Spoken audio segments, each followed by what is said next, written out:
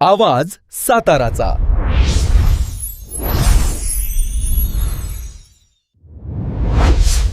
आवाज साताऱ्याच्या न्यूजमध्ये आपले स्वागत आहे।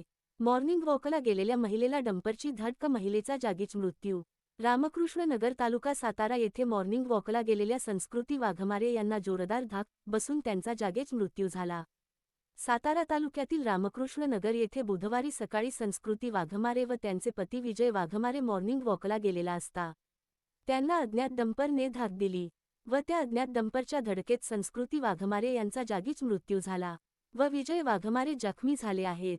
संस्कृती वाघमारे यांचे वय 21 व त्यांचे पती विजय वाघमारे नेहमीप्रमाणे सकाळी मॉर्निंग वॉकला गेले असता त्यांच्या डोळ्यासमोर त्यांच्या पत्नीला एका अज्ञात भरधाव डंपरने जोरात धडक दिल्याने संस्कृती वाघमारे यांचा जागीच मृत्यू झाला। प्रशासनाने ही बाब गांभीर्याने घेऊन डंपर चालकांवर कडक कारवाई करण्याची मागणी लोकांच्याकडून होत आहे।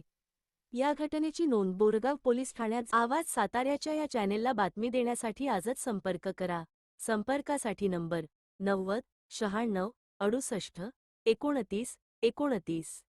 आवाज साताऱ्याच्या या